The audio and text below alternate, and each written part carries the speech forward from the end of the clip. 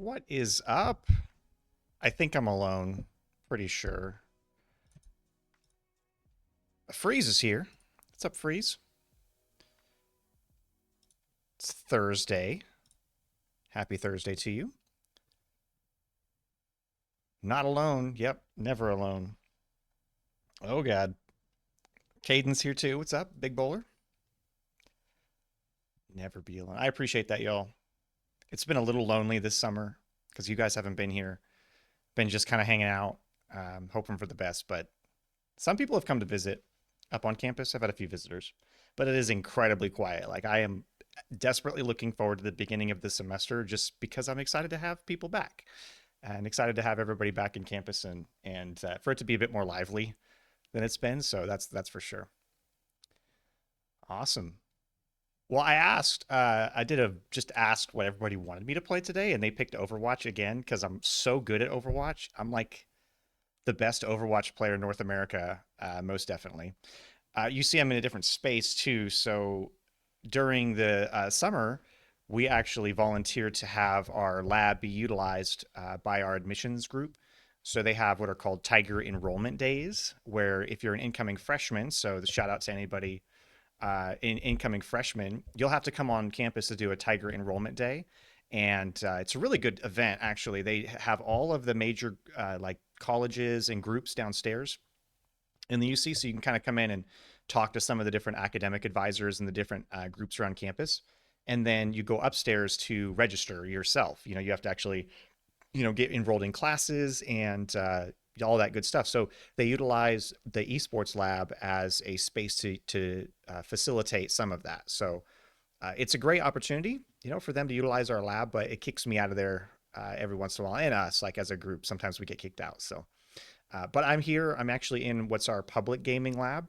So one of the things that I would love for more people to utilize and know about is our public gaming lab. We have a lab that has 10 Alienwares in it that's available to any student. It's really open though to the public, so anybody could come in here and play games if they want to. We utilize a software called GG Leap. That just helps me manage these computers and make sure they don't get riddled with viruses. But you make a free account with GG Leap, and then you can access most of the modern games. I control that. So, like, if someone doesn't see, I had a young man in here the other day. I said, like, if you don't see a game on there, you need to let me know, because, like, I have to add it. I have to, like, enable a toggle because we get licenses for these games. And so I just have to enable which games we want licenses for. So it's kind of a neat setup, and it's something I really want more people to utilize. So in the fall, we'll have signage, better signage that says we have a public gaming lab, and also signage throughout the labs about how to take better care of them. And that way I feel good about people utilizing these spaces. So we're just missing some chairs in here. That's like literally the only issue right now, just because we've grown. Honestly, it's because we've grown and we've had to move equipment around. And I prioritize, the stuff that's being used for production work or for competitive gaming.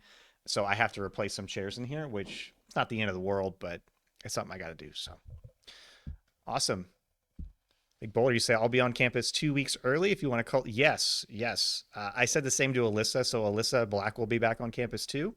A little bit early. Some students move in early, and please, yes, come up, hang out. Let's do the coach's corner. The intent of this is for me to start this, but it's more for y'all. It's really like I'm gonna want one of the things that you'll see in the fall is an interview request. So I'm going to try to create ways for you guys as students to come on here. And one of the ways would be for me to interview you. And so I thought it'd be kind of funny if like, or fun, just if somebody wanted to be interviewed and I would just ask you some general questions about the program and about, what you need. But then I also wanted this to be available for coaching too. So if someone actually wanted to come on and play together, get feedback, get coached, then that's another opportunity for that. And it's not just for the students here on campus. That could be an opportunity for like a high school student if they wanted to come on and talk about the program, get some feedback. So this is also, as well, I see it as a way to help people learn about the program, and to recruit through it. So that's a big part of this as well. So without that, so yeah, when you get back on campus, Caden, we'll definitely play. Caden graciously invited me to his Dungeons and Dragons group, and I just can't commit. Sorry, man, I just can't commit that time right now. But maybe one day I'll be able to. It's the same with Warhammer 40K. Like, I'm a big Warhammer 40K fan. Huge. I love the tabletop game. Is amazing. I wish I could play it all the time. It's just a huge time commitment, and every time I try to set that time aside, it just gets picked up by something else. Mostly video games, because yeah, it's hard to keep up with that. Um, the only downside I have today is I have to keep an eye on chat on my phone. So while I'm playing, if I'm a little slow, just bear with me just because of that. I'm on my phone with the chat. So good. Yes, yes. And I will share some news today. I do have some news to talk about, and I'm going to get on a soapbox probably halfway through this, just letting you know, prepping you for the future of this. So I'm going to switch on over to Overwatch, which you should see pop up now. I'm just gonna make sure the audio for Overwatch isn't too terribly loud, so you just might see me flip back and forth for just a second.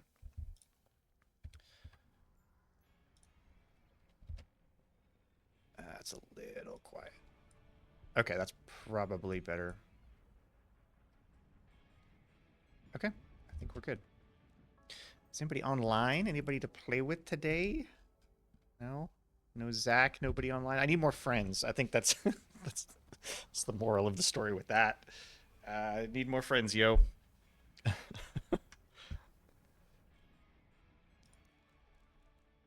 Overwatch. Love Overwatch. It's kind of a love-hate relationship with a lot of people. Overwatch is just it's a lot of back and forth. And some people are really good at that, and some teams kind of adapt to that. But it is a lot of back and forth. I like the characters though. Just sitting here looking at them, I mean, I think they have a good collection of just characters in general. But yeah, it's an interesting game. You could definitely see damage, a lot more damage characters. So today I'll be playing a bit more support actually. I might play some DPS, but today I wanted to play a bit more support, play from the back a bit. So that's what we shall do.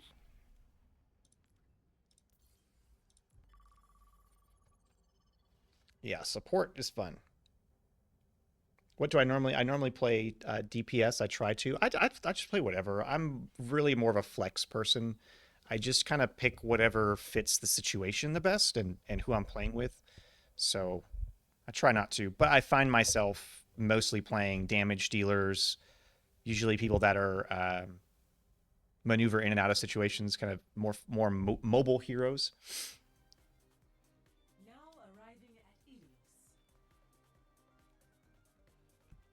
Okie dokie. I'm talking about my terrible aim. We'll see how terrible my aim is today with this. What was that? Was bad. It's off to a good start, yo.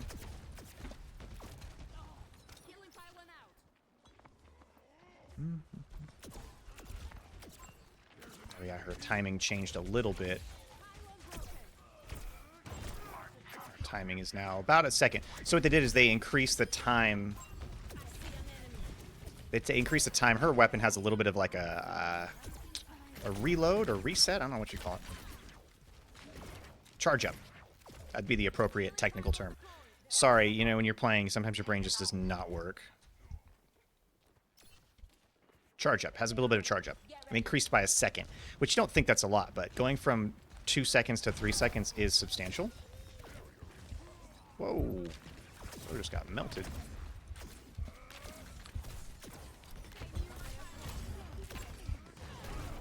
Oof. Oof. Is the playstyle... Let me see. Caden, what do you got going on here? It says the playstyle of the Overwatch tournaments roll queue or open. It is... It's technically open, but there's some rules to it and kind of some things to think about. It's like there's a certain meta to things. Actually, no, I'm sorry. It is roll queue. Now that I take that back, it is roll queue. The reason they did that is because there is a meta about taking 3 tanks, which so if you play open queue, you're not playing roll queue. You'll see like really weird off-the-wall combinations of things happen. One of them is, well, you'll see just an entire team of tanks. Oh, I'm dead. Yeah, you'll see like a whole team of tanks. It's interesting too. So in the professional scene, you can switch between roles. Like if I'm playing tank, I can then switch to DPS, but you have to do it in between rounds. So there are some. It's I guess the way I try to explain it to people is there are role changing and team changing and role swapping and character swapping rules very similarly like what you see in professional sports when it comes to like the NBA is a good example. You'll see like there's only certain times that they can actually swap out players, like during timeouts, during, you know, certain gameplay changes. That's not going to work out.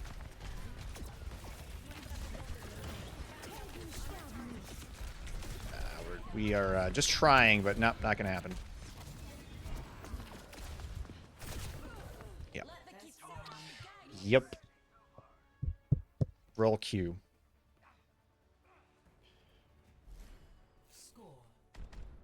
Definitely roll Q with the collegiate. A lot of scouting too. I see a lot of so Fortnite's kind of interesting. So Caden, you play Fortnite. It's kind of interesting. You can kind of go scout people, but Fortnite is so random at times that can be really difficult to do because you do have that factor of like things spawn in certain areas and it's randomized loot. So you could, on a Fortnite competitive game, get absolutely shafted, get the worst absolute loot. I mean, it's happened to me. It's happened to my wife. Like when we're playing, sometimes you land in a spot and there's just nothing. Like you can get absolutely screwed. And with Fortnite, it's a little bit more difficult because where you land is important too.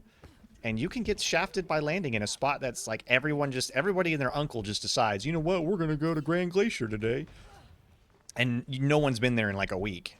It just happens sometimes. It just is what it is. So Overwatch, you'll see a lot more of like people adhering to roles. People trying to, ay ay ay, lady. You'll see scouting, a lot more scouting because like dude is really good at this particular character. So, oof, ow. That's not going to work out. I don't know why I tried to do that to Farah. So I was trying to knock her out because that's what they're trying to do to me. They're trying to knock me off the edge. So I had the opportunity to knock somebody off the edge, and of course I picked the one character with a jetpack. Ay ay ay. Pick the one character with a jetpack to try to knock off the edge. So yeah, with Overwatch, you'll see people scout a lot more. You'll see people playing particular type of roles consistently. So there is that. I am getting blasted.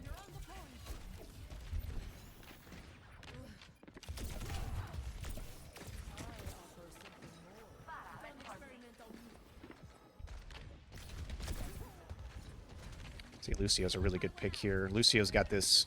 He has one of the abilities that can really push someone off the edge. It's kind of like a sound blast, sound bloop.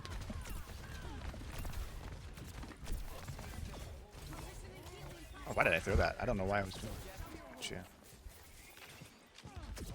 I need to switch somebody and focus more on healing than damage.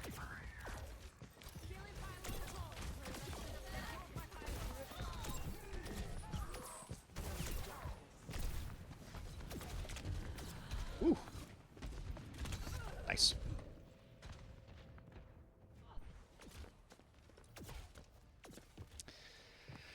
Yeah. I don't know about Baptiste. Don't know about the Baptistes. Freeze. I do have scholarships for our players. All of our varsity players right now are getting some form of scholarship, as long as they can accept it. I give tuition waivers, or what I have to offer for right now. I mean, that might change in the future, but for now, they're all tuition waivers. So whatever your tuition bill is, you get an immediate reduction in that. That's not the only scholarship type thing. I always remind people, scholarship isn't just... gosh, sorry, you're asking me these tough questions right when I'm in the battle. Yeah, scholarship's not always just the financial side of it. You know, scholarship also is the things you learn and do while you're here in your things and what you can earn through the programs you work with. So there is more to it than just that. But yes, we do give tuition waivers for it. We're a new program, so the school was very gracious in giving a good amount of money to get us started. And honestly, their expectation for me was, hey, just bring students and make it a community and make it a thing. Like, we don't have it, make it a reality. Whatever that entails for us, because every esports program is very different. Just because, one, the people involved and the communities that thrive and work through esports are very radically different. Just depending on wherever you are. So yeah, and I will say, I get asked a lot about that, about scholarships, and a lot of people are surprised about it, which is good. It's kind of a good thing. It's also just kind of shows you it's still so new that people are learning, and it adds. The scholarship piece is good for us, though. It adds a lot of legitimacy to what we're doing by saying that we think this is valuable enough to award somebody a financial money, a compensation for doing it. I see it as, we are representing the school in a positive way. We are helping to bring students on campus. We're helping to pay for people's education, sure, but I think about all the other stuff that we do, all the other opportunities that they get to learn, to have a competition sport, to have a team, to have a community, to have their own space, a place on campus that's theirs, to have an identity that's very unique, to be embraced. Gaming is one of those things that can very easily be ridiculed in certain places. So to have a space where you belong is just, I don't know. There's a lot to that, and so I'm really happy to be doing it, and I'm happy that the school saw it and was like, yeah, go for it. Yep, scholarships. All the varsity players get them now. And so the current scholarship schedule is that everybody's getting something. That will change, obviously, as we grow. The design will always be that all of the varsity players will get a scholarship of some sort. So those that are playing at the varsity level, which means they are committing time, they're dedicating time to the sport, they are competing and representing the school in some capacity, they will be getting a scholarship for that. I will and want to absolutely support two different ways of playing through esports that's not just competitive gaming. The first one is junior varsity, which is people that want to compete. Maybe they don't have the skill level to, go up against another major school, but maybe they want to compete at a lower level. Maybe they just really enjoy it and want an organized way of playing it with 5 other people. It doesn't have to always be that super serious competitive play. So I want to support that, and that would be an example where, like, maybe the captain of the JV team is getting some scholarship, but the rest of the group is not. They're just playing for fun, or they're just involved because of that. It's also a way for them to grow their skills, so that if they wanted to get good at it, I would say get good or go home. If they want to get good, they could. They could absolutely do that. So just some examples of ways that, we might not be doing it right this second, but it will be coming. Oh, man. That was a great dive on me. I had a good position for that resurrection, but they saw it coming, so they jumped on it. That's okay. Very predictable. That's what I was. I was very predictable. That's okay.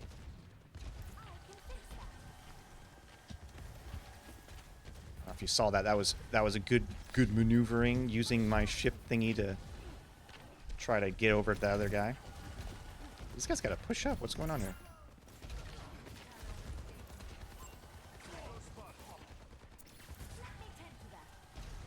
They are out damaging all of our healing that we're doing right now. Absolutely making zero progress. Zero progress is being had. That's okay.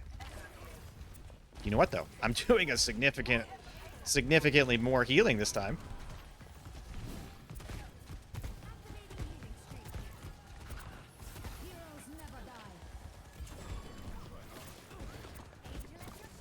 Oh, did you see that trickiness? Did anybody else just watch that? That was so good. Oh, man. Why'd you do that? That's okay.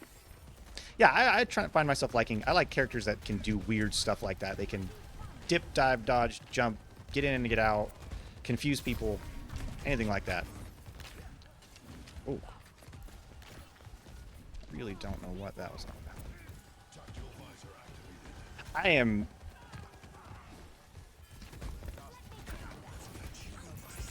probably dying. Surprised. Surprised I'm still in it. Are we missing somebody? Yeah, look at that. 4,000 healing. The next person has 2,000. It's on the enemy team. Can't say I'm not healing. Can't say I'm not doing that.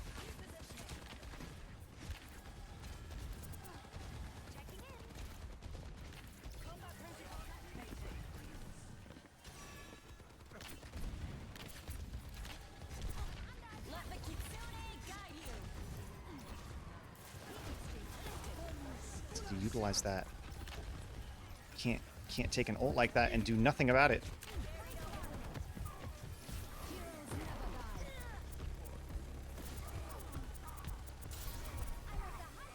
Nice. Good turn.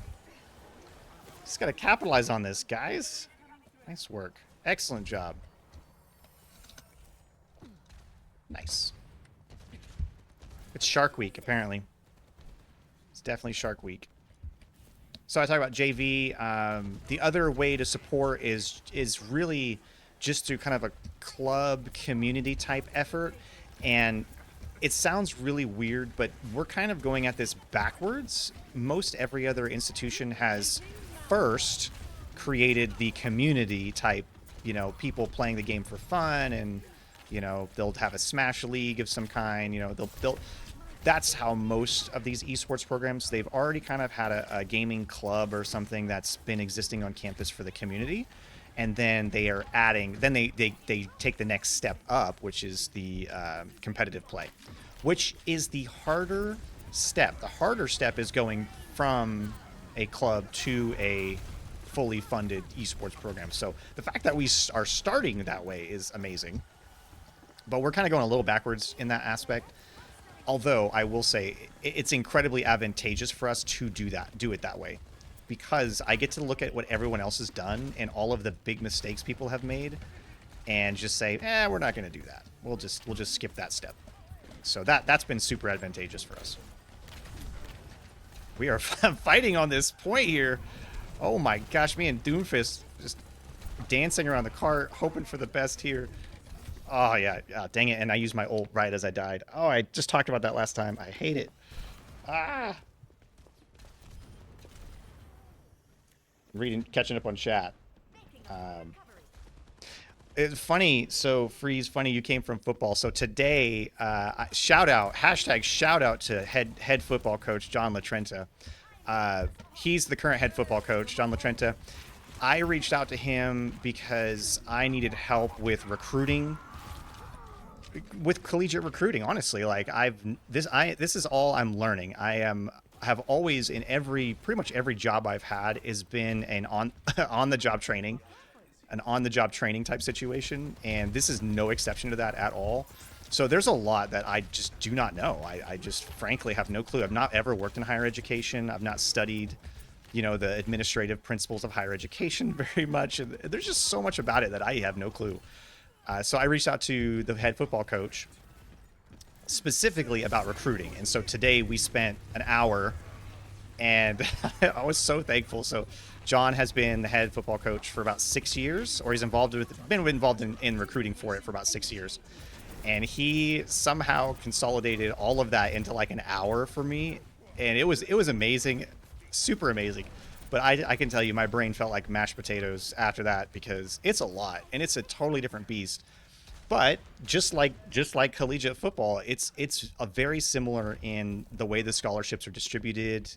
It's very similar in that aspect, and with the volume, I also, when I met with the athletic director, my ambitious vision is for us to have an esports program as large as the football program. And so that would mean that we need to have at least 150 students actively participating in some way, which is a lot. Not unfeasible, but it's a lot. But that's my aspiration. I want it to be that large. I want to have a coach for every single game. I want to have, a full staff of people who are supporting this thing. One of the things they have is they have a camp coordinator. I want that. I want to have somebody whose their job is to organize the esports camps that we run throughout the year, and how we better engage with different areas like Texas and Arkansas, and that I want that. But to have that, we have to get to a certain size. So intentionally, I need to recruit a lot. So John was great. Met with him today. Got to hang out with the football guys a bit and learn a bit about what they're doing with recruiting. So it's kind of funny you bring that up, Freeze. It's very similar. I talk about the transferable skills. You'll hear me talk, if you're around me much, you'll hear me talk a lot about transferable skills, because just because it's a football thing doesn't mean I can't take that and apply it to esports. Just because it's an esports thing doesn't mean they can't take that and apply it to whatever they're doing. They're transferable. It's the same basic skill, just different in the way that it's applied.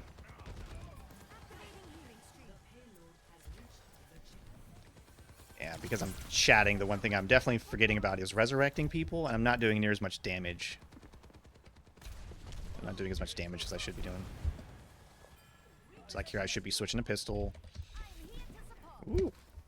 I just did that because she was super high up there. I did not need to do that. That one I kind of needed to do.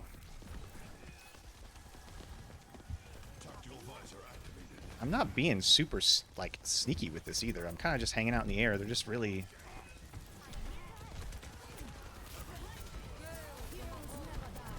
Yeah. Switch over to my ult here. Yep. 2 soldiers. Oof. Double damage on both the soldiers. Now that should be devastating.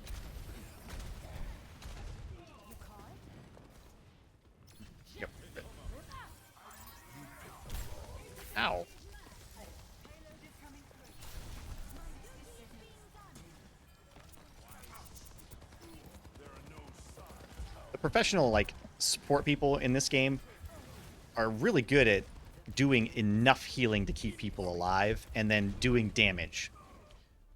I can only focus on one. Like I'm not gonna lie and say I'm any good. Catching up on chat. Mystic, howdy. Yes, it's a good one. Becoming a great one. A good one coming a great one. Phrase, every time you stream, I get more and more excited. Awesome. Awesome. Love it. Yeah. No, I tell people I will not work outside of esports for the rest of my life. And there's a really, really good chance that I am here for the rest of my life just because of how much I love it. And this is a very unique opportunity where I get to build something from the ground up, and it's great. I'm like super excited about it. Super blessed. Hashtag blessed. Yeah, honestly, I Fiji, I wish it was too. It's like it was starting to, but at the time, so I was here at ECU as a student from 2009 into 2015 ish, and we gamed. We had like a gaming group. We played League of Legends together. Every day. I mean, we played all the time, but there was no organized system at all. It was just whatever was through their system. And so, yeah, we all wished it would have existed because we would have, I know I would have gotten in a lot less trouble.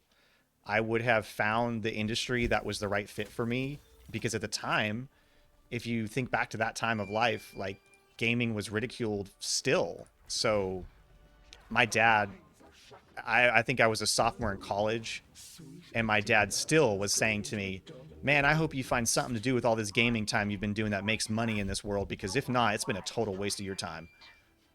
And that's not true ever. But now that I actually am doing something with it, it's even better. Even better. But that's why I know, like, I will never not do something within this space for the rest of my life, because now that I have, it's like there's nothing else that exists that I would rather do for fun, for enjoyment, for a living, for something that's meaningful. That's why I'm just excited about it. It's great. And it's great because of you guys. Like, honestly, it wouldn't be great if the students and like the people involved with it and the administration here, it wouldn't be great if like all of those things didn't exist. So as much as I can say like, oh, I'm so happy about it, I'm so happy to be here, I'm happy because of the setup and because of the people, because of you guys. Like, that's what makes it fun, and that's what makes it exciting.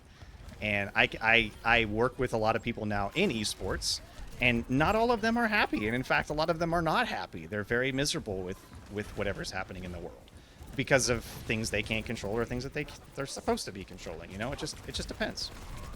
Oh my gosh. Okay, I don't want any part of this. Why are you so invested on killing me? I'm just a peasant. I'm dodging your crap. Speaking of football, this guy's in a football skin. I'm trying to balance a bit more with Moira. It's kind of funny picking Moira as like the balance between healing and life and death. Life and death. But yeah, I remember we played League of Legends all the time. I remember there was a very funny incident where, like, my League of Legends name it's not for some reason, it's ANTIE, anti. That's what it was supposed to be, like anti something, but whatever.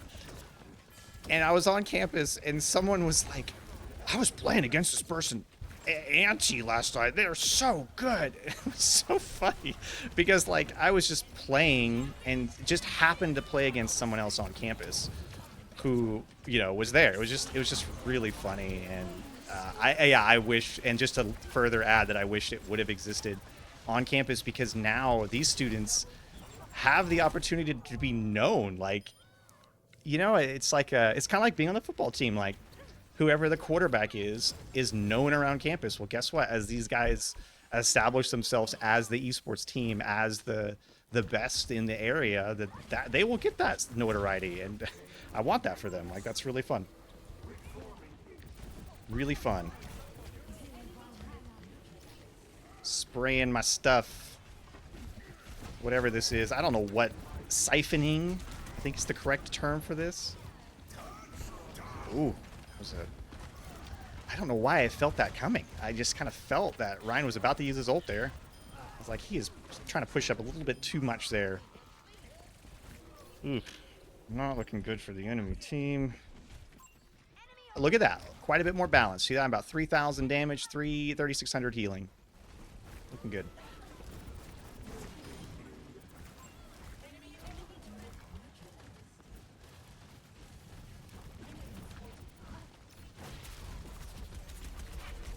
Oh my goodness. This D.Va... Okay, this tank is like, I gotta kill this person. It's good. It's smart. Like, that's exactly what they should be doing. They should be trying to rush me. They should not let someone sit back there on the back lines like I've been doing and just poke it, weave in and out. That should not be a thing. Oh, freeze. That's funny. So, I mean, I've had people legitimately ask about that. Like, well, what is, will we ever be hiring people? The answer is yes, as soon as we grow. It's really, the plan right now is right now we're at 24 students who are actively participating in the program, which is awesome. When I first started, we were at 8. So we've grown quite a bit. And once we get to 50, which I expect to be very close to that, if not at that, by this time next year. So by this time next year, I would expect us to be closer to 50. Honestly, we may hit that this fall, just depending on tryouts, just depending on how tryouts go. We already have 24, so it's not a far stretch to add, you know, that much within the first year. It's definitely not. My realistic expectation is we'll end about 32 after tryouts, about 32 players, which will put me in striking distance for 50 by the next semester. The other thing to think about too is really haven't done much in the way of recruiting. I kind of talked about that earlier. Really haven't done a whole lot in the way of actually recruiting students. Most of what we've had so far, or at least if I've had, has been organic. They either are here or they're in the immediate area. It's only just now starting to where I have students who are in high school, who I've engaged with, who are coming here to do esports. There's a couple that are in that boat, and that really comes from the working with the community of hosting events and having students come to campus, and just by default, them coming on campus makes them significantly more likely to come here. So yeah, I've had a few that way, but most of it's organic. The 24 students that I have now, most all of them were either here already or, you know, they just found out about it. So I know there's even more on campus now, and there's people that have enrolled for the fall that would love to do esports. And so that's what we'll do. We'll have tryouts the second week of school. We will fill out and flesh out the teams. I will submit. Man, this guy, dang, this Junkrat we got, he is just getting it. He has hit multiple multi-kills with his wheel. This bro. Should we tell him they're on Twitch?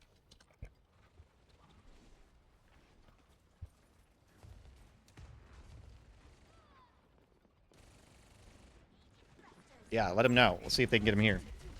Yeah, so the intention will be when we get to about 50 students, which like I said, I expect that to be sometime next year.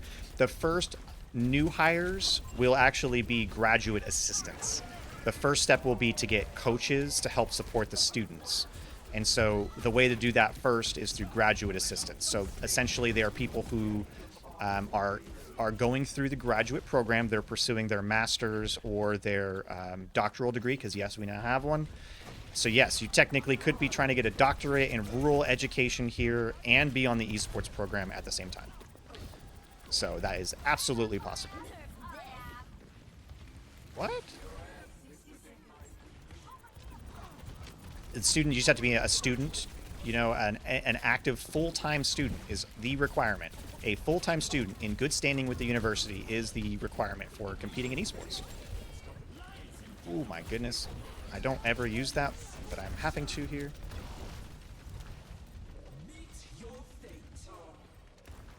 Whew. So yeah, so the first thing will be graduate assistants, people that are pursuing their degree. They will come on as coaches. Why is that not killing him? That should absolutely kill him.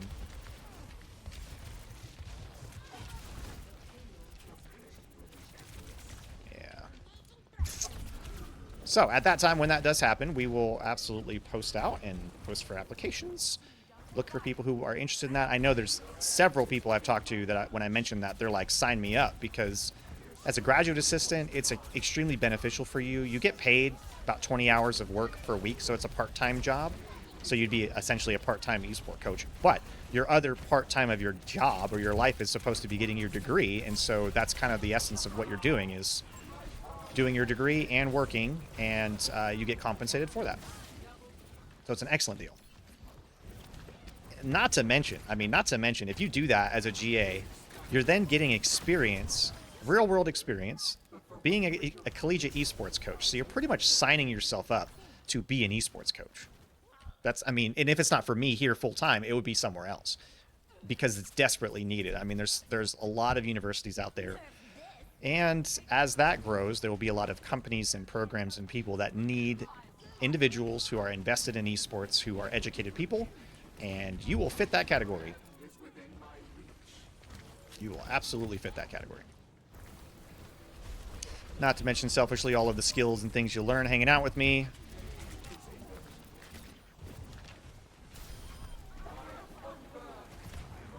I always tell people you're going to get life advice from me even if you don't want it. It's because that's my nature.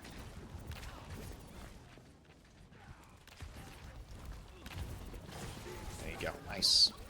We're holding off. We're somehow holding off here. It didn't look good there for a minute, but we've kind of held this point in particular for a while.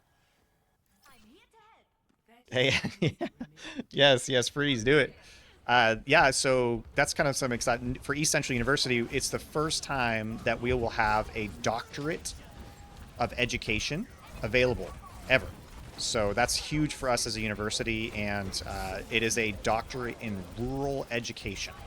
So specifically a doctorate in like areas like ours, to go out and help facilitate and develop and better the education at an institution that would be more like Ada, or more like somewhere else in rural Oklahoma.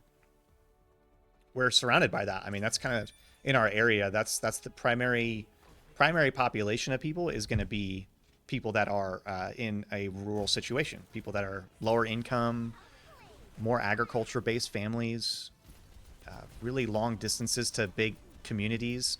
That's another reason why this is so important, is we are in such a small area that having a thriving esports community is great.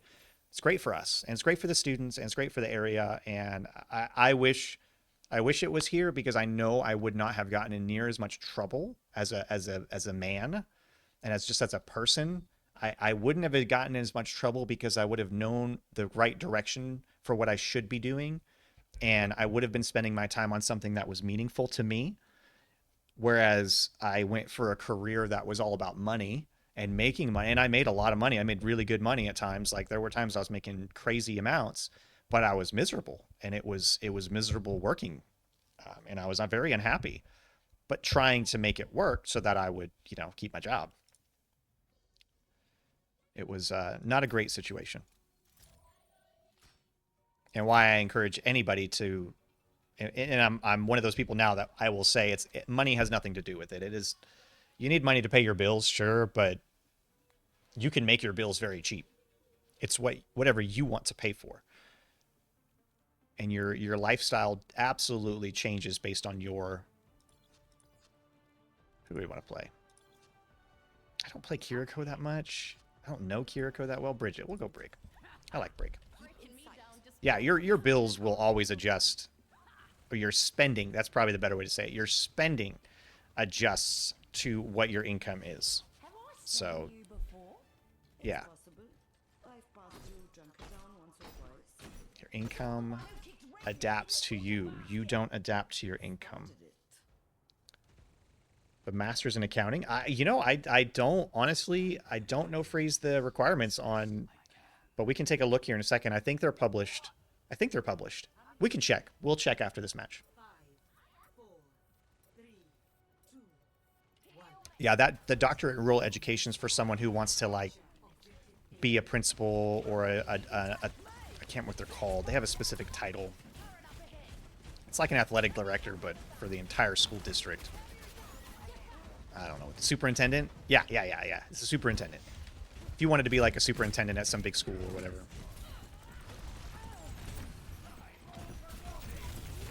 I'm gonna die. Yep. Superintendent. Or work at a university. Honestly, that would be another, with a doctorate of education, rural education like that. You could teach, be a professor, and teach at a university.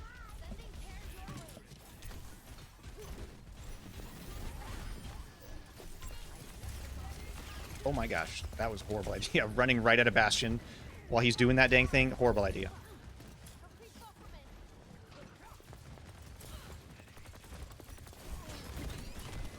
Oof.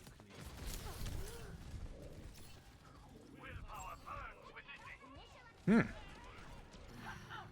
Well, this has been interesting. Somebody left. Oh no.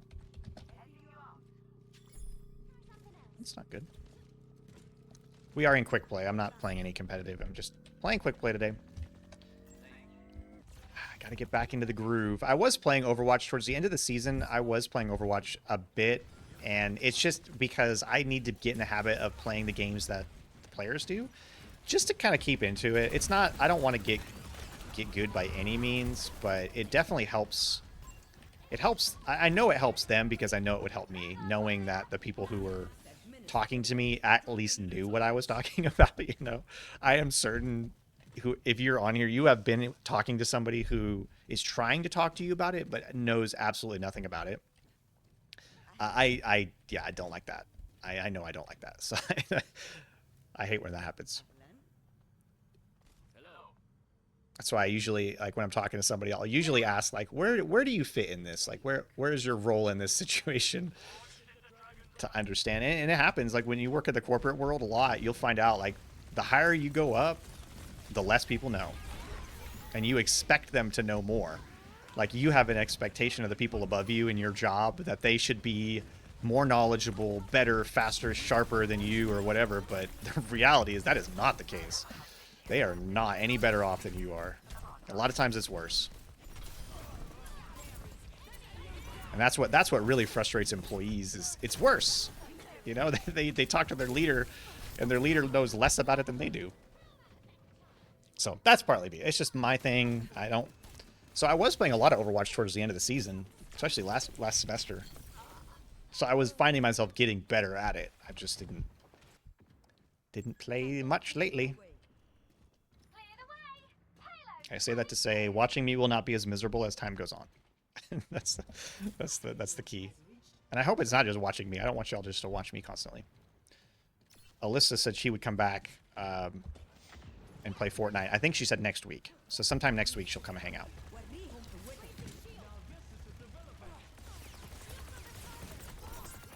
Nice.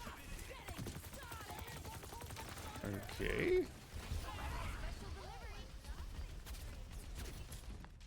Let's see. I have my ult. I'm kind of just holding on to it. I don't know why I did that, but okay. Let's do it. Let's go for it. Let's see what happens.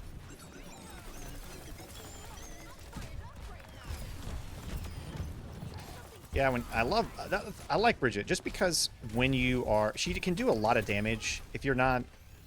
If you can time her little flail whip thing well, you can do a lot of damage really fast with her.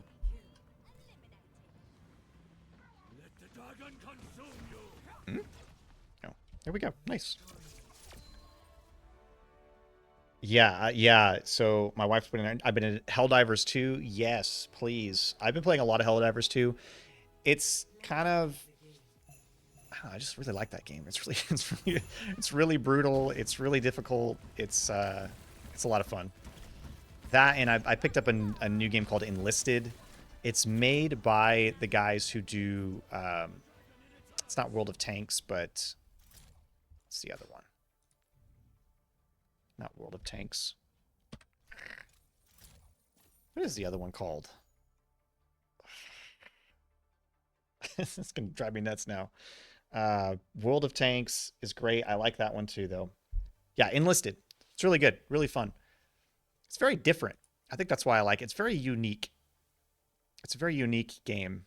Enlisted. Maybe we'll play that next week a little bit just to kind of showcase it. But it's a World War II first-person shooter game. So I've been playing that one a lot. And then Helldivers 2 is a third-person.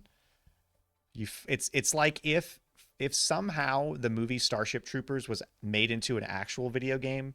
And the bad part is the Starship Troopers franchise has tried to make games and has actually released a few licensed games lately. They're not great. They're really not great. They're like when like Aliens, the Aliens franchise. Fantastic franchise. I mean, amazing franchise. Their games not so amazing. I mean, they've had a couple bangers, but for the most part, you can say collectively for the most part the Alien games in that universe are not good. Like they're just bad. And that's what happens a lot when you have intellectual properties being used to make games. And same thing happens with movies. It's not like it's a unique thing to video games. Same thing happens with movies that, whenever things are adapted, they don't always look great.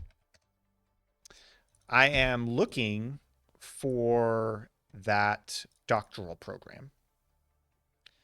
The catalogs, I don't see the 24-25 catalog yet, but I'm looking to see if it was added into the 24 one right now.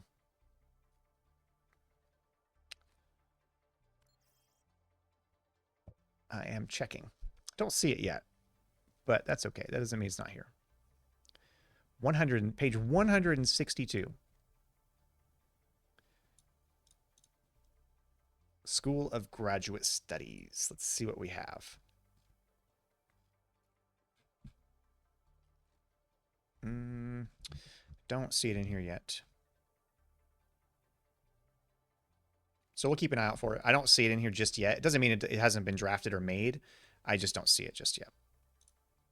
I'm just checking one more place to see. School of Graduate Studies.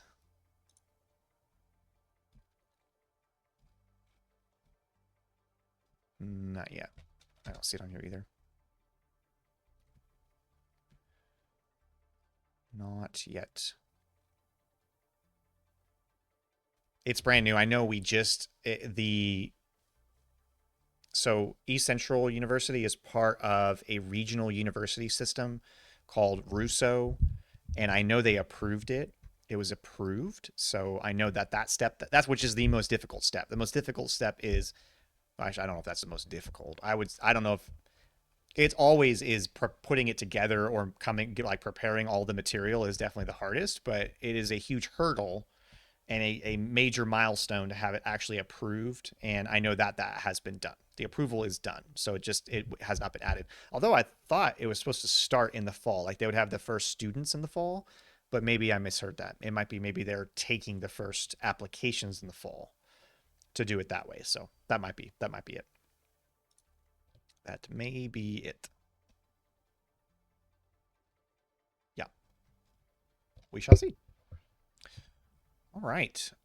News. What else? News. I can talk about some news and get on a soapbox just for a minute, I guess. Um, I've had to make some decisions. I've had to make some decisions because there was an issue that happened, and this was a shock. Okay, this was not like something that we saw coming. It just happened. And what happened is we are part of a league. We are paying members. That's a key thing I'm saying here for a reason. I'm switching my screen. You might see it just pause for a second. Okay. We are paying members of this, which is NACE, NACE, which is the National Association of Collegiate Esports. We pay a dues to this group. And I'm going to tell you, it's $2,500 a year. They just increased these dues to $32,500. So it's $3,250 right now. So I was expecting to sign a check for that much money to NACE so that we could then be included in their competition. Why do we pay dues? Well, it costs money for these guys to run these organizations. There's a lot of planning, preparation, execution. They have to deal with sponsorships and all kinds of stuff. So it makes sense to pay for a membership into a organization like this. Great American Conference, that is an organization that we are members of. Same thing with like the NCAA. We have to pay for membership for that as well. So it's not unheard of that this happens. So we're paying members of this institution of NACE. Tuesday, there was a sudden notification that was sent out from a group called Playfly Esports. And so I'm going to swap over here to playflycollege.gg. And the message we got was NACE is rebranding to Playfly College Esports. That's the message that we were given. We were told we're rebranding. I'll see if I can pull up Discord and I'll even show you. I mean, it's not like it was, what I'm saying to you is what happened. However, Playfly is not saying that, which is very interesting. And this is like, I will probably, if you go on YouTube today, you look at this, you might see some people talking about this on YouTube today, especially if they do like collegiate esport news. It's starting to unravel what has happened, what's transpired with this situation, and it's not good. I'm going to be clear. Like, what has happened is really not a good thing for the esports industry, and it's not a good thing for students. I'm going to be very transparent with that. It's just not. And I've shared this, what I'm telling you all now, I have shared with the commissioners from several leagues around esports. And I've told them all, like, this is not good for esports. This is bad. And I'm disappointed that this has happened. So what happened is we received notice that Playfly, and so I'm going to pull this up here just so you can see it. Suddenly, the Discord channel that we were all in, that was called NACE Star League, was suddenly switched to this, which is Playfly Collegiate Esports. And then we were given this rebranding statement saying that we're thrilled to rebrand from NACE Star League to Playfly College Esports, which is fine, totally fine. Except I then get a letter from NACE saying, no, we are not rebranding. We are not leaving. And this is in fact a schism that these individuals, due to some issues, and I'll read you a little bit about what NACE said in their press release, but NACE is saying, due to issues with Playfly, we ended our relationship, which is not the same thing as a rebranding. A rebranding to me is, I have my AirPods here and I want to stop calling them AirPods. I want to call them iPods with a little I. I'm going to reuse that branding that I had in the past for the iPod. I'm going to call that. That's what I'm going to call these now. That's rebranding. I'm still giving you the same product. I'm just calling it something different. That's a rebrand.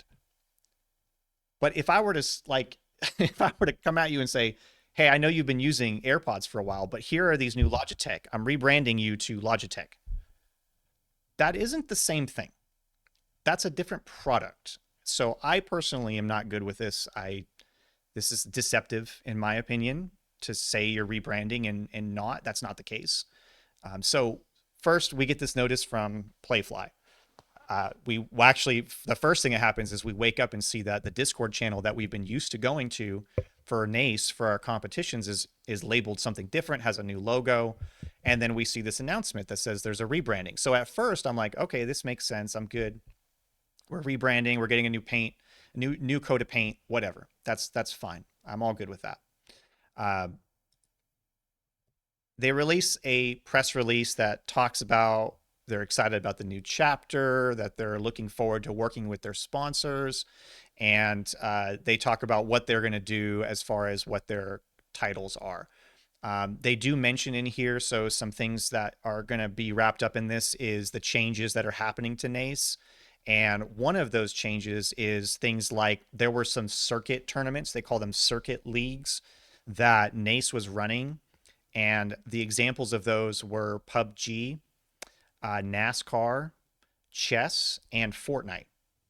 Those titles in particular were run as a circuit league, And Playfly is taking those and maintaining control of those particular titles. So that is one example of how this change is impacting us. Is now the league that we were paying for to play Fortnite is no longer available. Like, it's just not. So that's an example of a change that, I've had to sit here and say, okay, what are we going to do to make sure that we can continue to compete? And just some things about this. Playfly is a separate company. Playfly is a platform. Okay. They are a tournament platform. They offer the ability for organizations and people to run events and tournaments through their systems. That's what they offer. It's kind of like Twitch is a platform for people to communicate as like a social media type chat system. That's what it is. Twitch is where I can broadcast and talk to you guys. That's a system, a platform. Playfly is one of those. It's a company that has a platform that they use to facilitate gaming.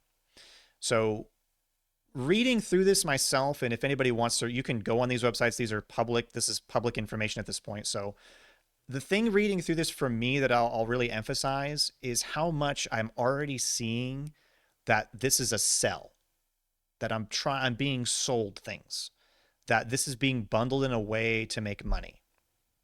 And there's a lot of ways I see that. I'm not going to go into all of them, but there's some examples of why in your press release are you talking about a discount for a store. That's kind of strange to me. And then the second line says varsity programs and clubs are to establish their own print on demand storefronts. It doesn't say they can, it says they are to, which to me is they want us using their on demand print store so that they can then make money. So there's a lot. That's just one example I'm going to give you as to why I'm not good with this, and why I feel like this is to sell us things and to get money, which is not good. Again, not good. Not good for the space, not good for the students. So after this, we get this announcement. We then get a primer, which came from the same group, came from Playfly. This primer is supposed to kind of be like an FAQ on what exactly is going on. The primer focuses more on the membership and the cost. And interestingly enough, the cost of this membership is actually a lot cheaper. It's cheaper than what NACE offers. It's quite a bit cheaper. They're saying in here that it's $2,000 per year. And they're giving a discount if you agree to sign up for 2 years. To me, that's a little bit of a red flag. You're wanting to like put someone on the hook for 2 years. That's interesting. It's a very interesting marketing strategy to try to make sure you have people. They also separate it out into varsity and open. And that's just to differentiate the high level competition versus the low. However, there is something else wrapped in this that's very important. And I've mentioned to people to try to make sure they're clear on why this is a problem. But there is a plan in here, and this is an introduction. It's an introduction to a system to where a student is responsible and pays for their eligibility to compete in a tournament. And I phrase it that way on purpose. A student pays to become eligible for a sport. Now, why am I saying that? I'm saying that because of the NCAA.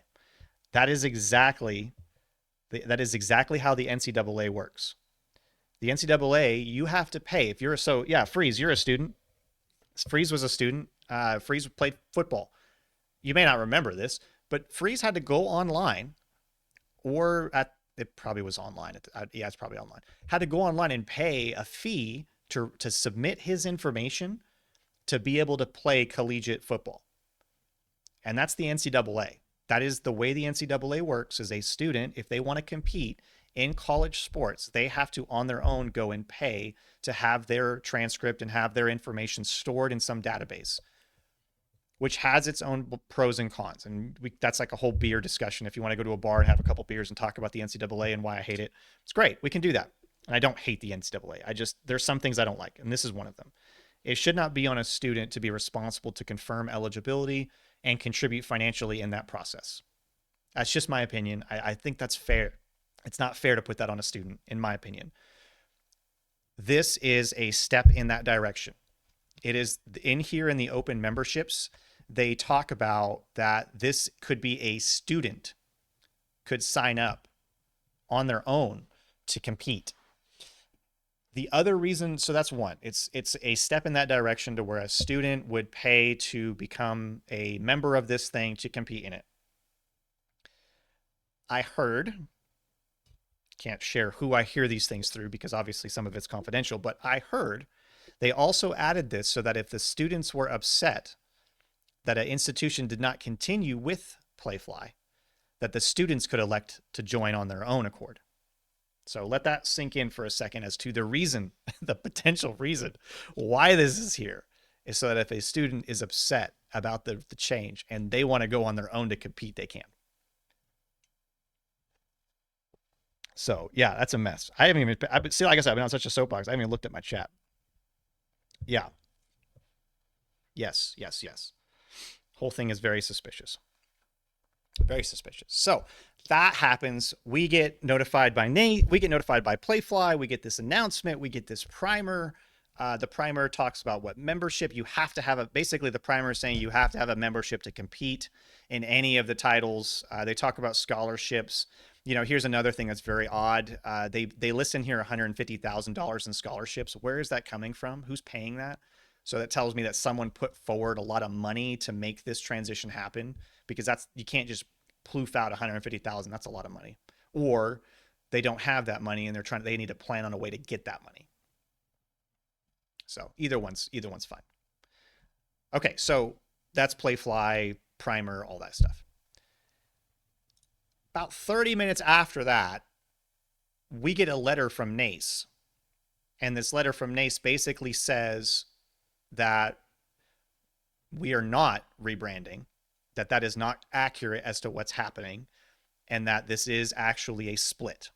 Okay. Now, meanwhile, just for funsies help, I am in this general chat and I'm trying to get these guys to specifically say that this is not a rebranding. I personally think it's illegal. Personally, I think it's illegal for a company to claim that they are rebranding when in fact they are not. I think so, but I might be wrong. I'm not a lawyer. Someone is, they can figure that out. But I wanted them to say specifically that this is not a rebranding. And I had to chat with this guy for a little bit through Playfly to get that answer. And I can show you this. This is public. This is not private. This is a public channel. But I had to dig. I had to say, like, you know, you can see I had to ask several different questions to get the answer I was looking for, which is no, they're not rebranding. I'm shocked and kind of surprised they haven't gone back and changed their announcement based on that, but whatever. So there's that. We get a letter from NACE. The letter from NACE basically says, no, we are not rebranding. We are actually going to carry on with what we're doing. We have retained and maintained up to about 80% of their staff and their people. So they're like, we're not going anywhere. And in fact, this is a different situation where we were trying to end this partnership, basically. And then instead of following it like it was supposed to be, this is what has transpired. So NACE is its own thing. Now, I did meet with the NACE commissioner. I was mostly concerned about how much it was going to cost if, because of this, you know, one, they're losing their, you know, a lot of people. Is that going to impact our price as members? And the answer to that was no. So they're not changing their pricing. And in fact, they're losing some titles because of this. So it doesn't make NACE more advantageous in that regard, but it does make them more advantageous as far as they are saying in the freedom to be able to choose what exactly they do and who they compete with. So that is kind of what's happened this week, which has required me. I was thinking of switching to a different league. I was really considering moving us out of NACE. We had some issues in the past, and the price was another concern for us. It's a lot of money. $3,000 per year is a lot, and so I had to look and do a lot of digging and you know, figure it out. And thankfully, though, there are some other leagues in the collegiate space that have gotten quite large, and are actually competing with NACE. And the one that we are so you guys are hearing it first, just so you know. Like, I have not told anybody this. You are literally the first people to hear this come out of my mouth. So just know that. I haven't even told the people who need to hear this, that would be super excited about this, that it's happening, but it is happening. We are going to sign with NECC. Okay. They are probably, when I look at the collegiate leagues, they are the largest. They have the most schools, which for us is advantageous, because when I look at the populations of schools, I noticed that NACE really attracted a lot of the D1 schools, the big schools, and a lot of the technology schools. Not a lot of D2 schools like us. Definitely not very many D3 schools. It was attracting more of the higher caliber, and not saying that we're not good, whatever. But I don't want us going up against the top 10 in the nation. Like, I would rather us be in a group where we have a lot of people, and that gives us the better opportunity to play people who are like our same style. So we will be working with NECC to facilitate our seasons next semester. I know the commissioner is going to be delighted, because he's like been hounding me about it. And the other reason I will say is, and this was more important to me, NECC. So you guys have heard me talk about this whole Great American Conference thing, and well, NECC is the one who is supporting the Great American Conference. So the reason that that's significant to me is NECC actually offered. They offered to help us with this. And then on top of that, they're not charging us anything. They said, no, we will help you guys for free, because we want to see esports grow. We want to see this do well. We want to see esports succeed. So for me, those are the same things I say. I say things like, I want esports to grow in this area. I want to see it succeed. So they already are doing the things that I want to see. So that helps them in this aspect. But because of that, I was much more confident in saying, yeah, I want to work with these guys, because they're willing to help, and they're willing to, do something for free to help a group out. And what they said to us is, we're not having to do a whole lot for you, but to us, it's a lot. Like, even this, having a press release is big. That's a big deal. So we will be working with them to help that. They do carry all of the titles that we do play. The only one that's going to be negatively impacted a little bit is going to be Fortnite. And the only reason I say a little bit is because what we're going to do for Fortnite is we will compete in NECC for Fortnite, but we will also compete in another league for Fortnite. And this group does not know either that I have decided to do this. So they're going to be happy that this is happening. But one of the other leagues that I was looking at was ECAC, another massive league. They're more on the East Coast, and that's where the EC comes from. But one of the things that's beneficial about them is they do have very set like leagues and seasons for like almost all the games. So the two that will benefit from this are going to be Fortnite and Street Fighter 6, because that's been one that we want to support, Street Fighter 6, but finding a season, finding a league, finding a consistent play has been very difficult. So that's what our season next year will look like. We'll actually be competing in two leagues nationally. The first one is going to be NECC, and then we will use ECAC. We'll play Fortnite with them. And that's also for me I already have a relationship with NECC. I already know a lot of the people that are running that organization. ECAC, I did not know much about. They just kind of came out of the blue. And so I really like what they have to offer and want to see what it looks like. So we're going to do a couple of titles with them, and we're going to do NECC.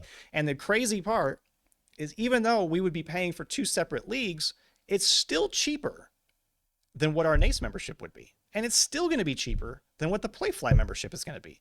So I really had I had a hard time.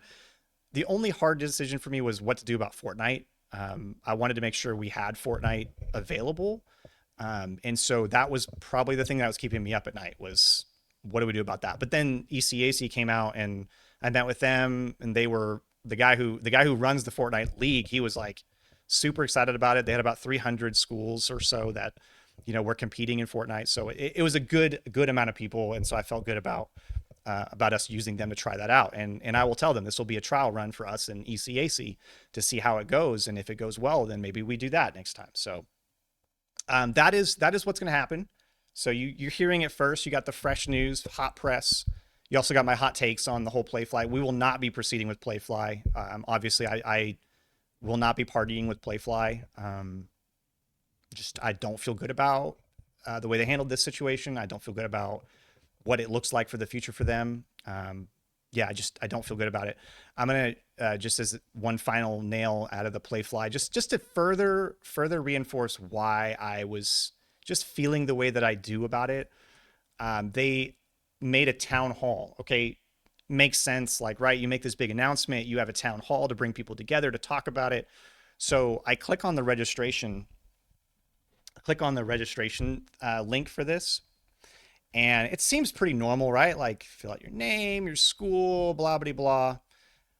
But then it asks me this question, and I can promise you, when I got to this question, my blood pressure just like rose.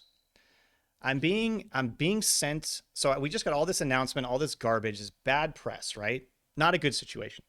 And then I get invited to come to a town hall to talk about it and to just be able to ask my questions. So I have my questions, right? I've got my issues. But then I get hit with this questions. Varsity clubs and programs are not able to establish their own printed on-demand storefront at no cost through this. You can see a sample of the shop here. Are you interested in launching your own school collection? Yes or no? I am being advertised to for a product in a town hall registration survey where I'm supposed to be coming to hear from the people who are in charge what's going on, to ask questions, and to try to better understand, because a lot of people are not happy. And then I'm being sold something. Not good. Not a good look. Like, just not a good look. Even worse. I can't make it get worse, but it gets worse. The next question is about jobs, a job posting. They're asking for if anybody is a tournament organizer. They're looking for people who will work with them. I can't make it up, y'all. Like, I cannot make up this situation where this group splinters out of NACE, takes the platform, makes their own thing,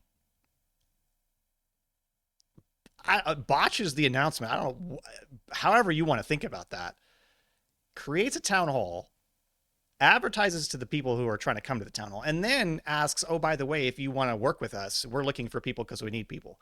No crap, you need people. You just, no crap. Like, oh my, I can't make it up, y'all. I can't do it. I will be there. I will be at this town hall, and I will ask my questions are going to be things like, why did you label this as a rebranding when you clearly are not? This is not a rebrand. You are moving to a different platform completely in a different company. Help me understand why you chose to do that, or why you chose to say it that way. It's very confusing. So the thoughts in the space are things like they're doing it that way to steal members from NACE and whatever. It's just, again, I started this out. It's not good. It's not good for the space. It's not good for the students. You know, anytime there's a schism in anything, the people that get hurt the most are the people that are involved and invested in it. That's the people that get hurt. It's not usually the administrators. It's not usually the people who are, you know, donating money to it. It's usually the people who are invested, involved, and the ones actually doing it. Those are the people that get hurt. And so that's why I'm fired up about it and why I'm very upset about it. So I'm gonna catch up on chat here. Yeah. Save fees, more TAs. yes. I know so many. Yeah, I'm trying to catch up. I'm sorry. This, my bad for not keeping up with it. So Zach, I'm looking at questions now. So I'm gonna go. I'm done with my soapbox. I'm done with this. I'm going back to the lobby here. I knew this was going to happen though. Like, I had emotionally and mentally prepared myself to get very upset about this. So I hope it did it justice, but also explaining it to you in a way that was educational and made sense. So I hope that was my intention. Okay. So let me see some questions here. couldn't you just make your own? So Zach's asking, couldn't you just make your own team completely separate from any school then, like my friends want to compete?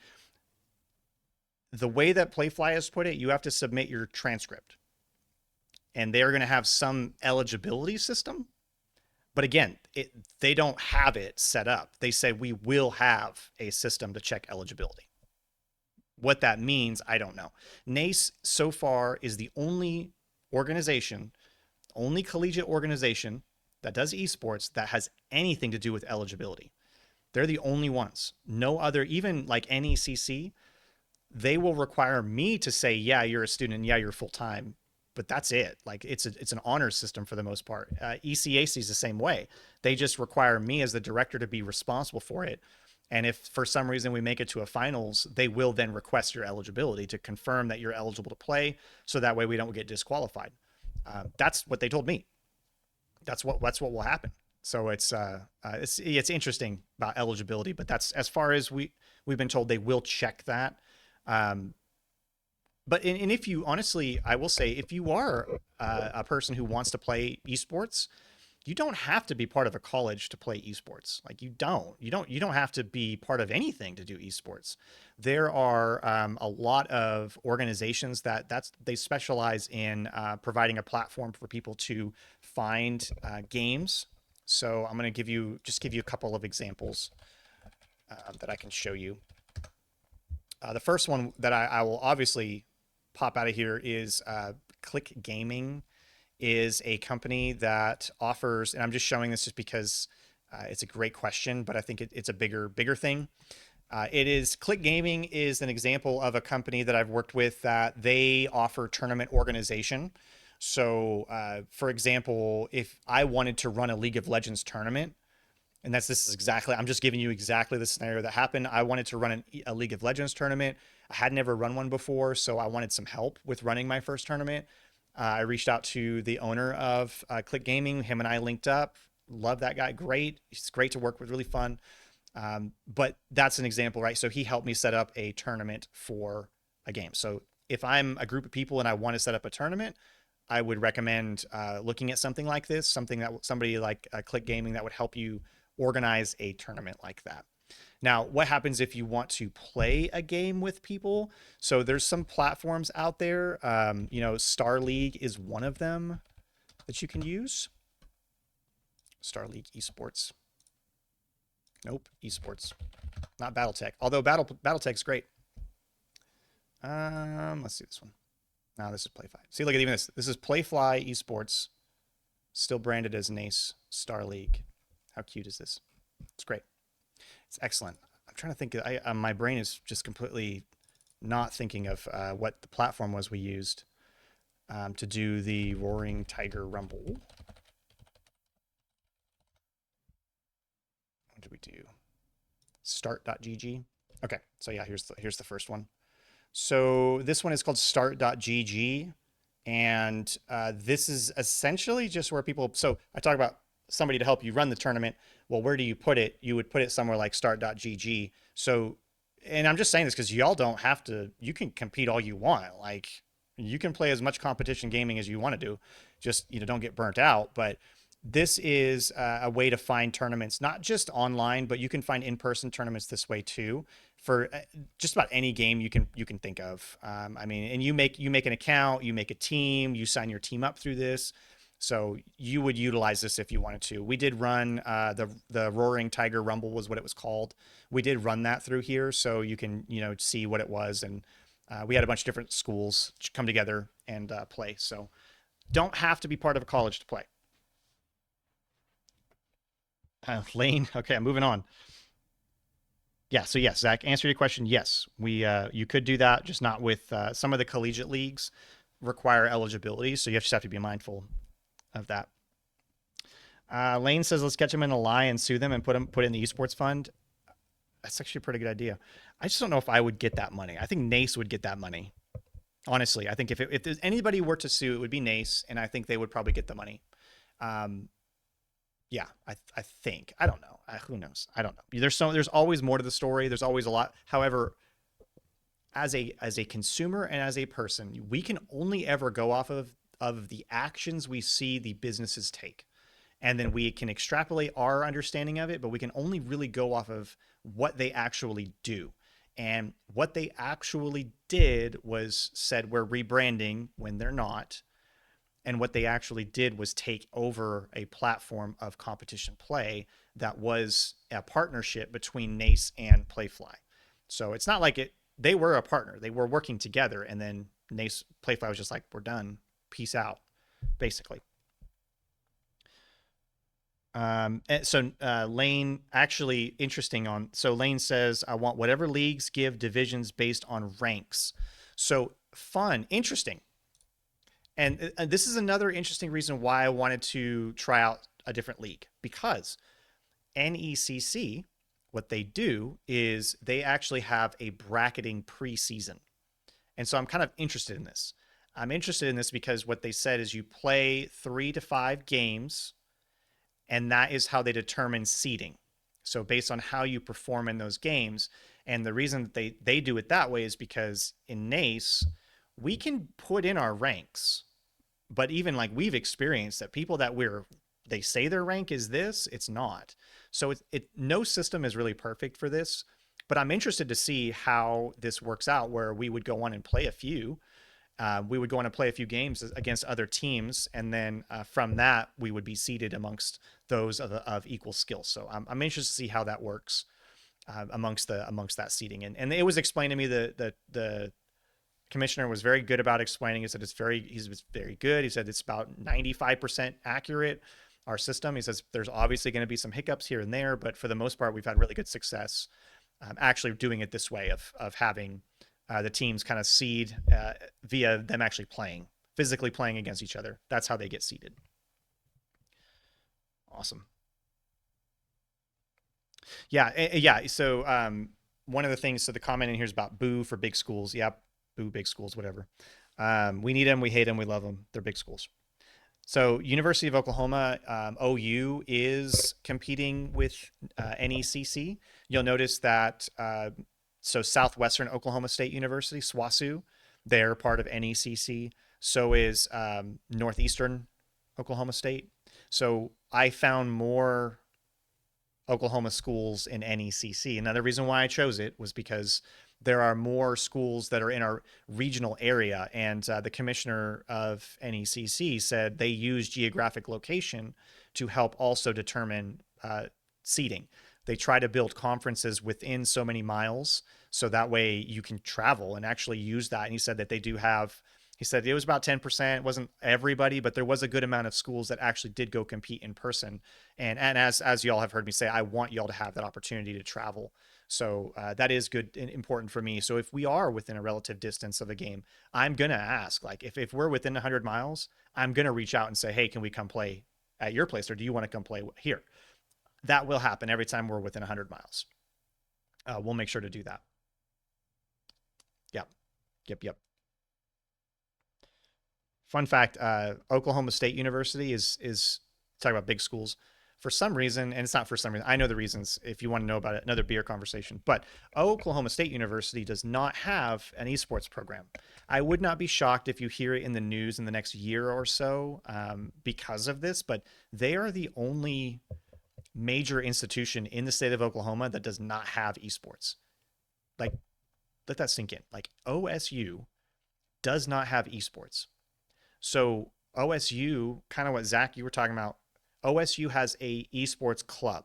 It's just like it's a student ran club that they have, and they're I felt so bad. Like I felt ashamed because here I am, East Central University. We're D2. We're like, we're a small fish in the fry.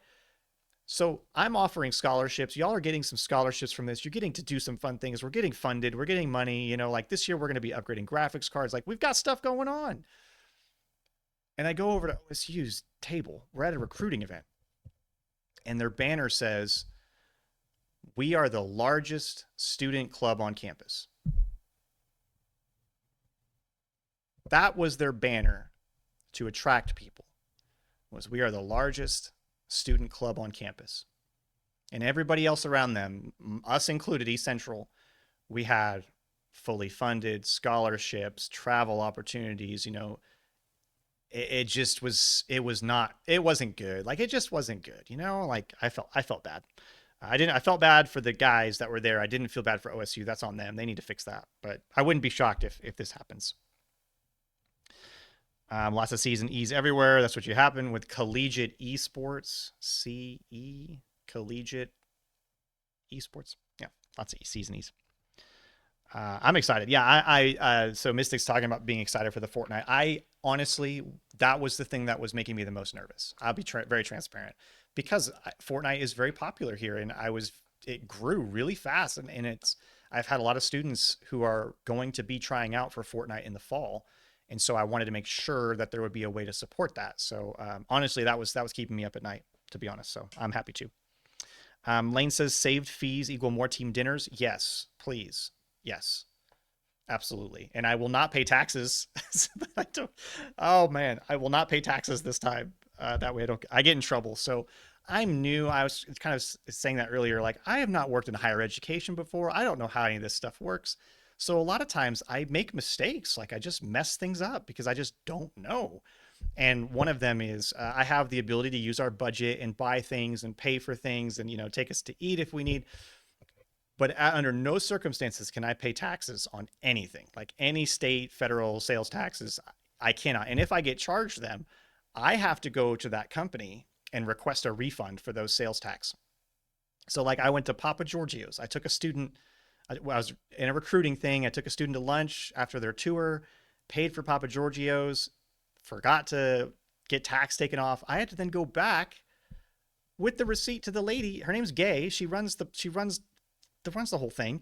And I'm like, I had to go to this business owner. Like, I'm sorry, I'm a noob. Like I got charged tax when I wasn't supposed to. Can you please help me?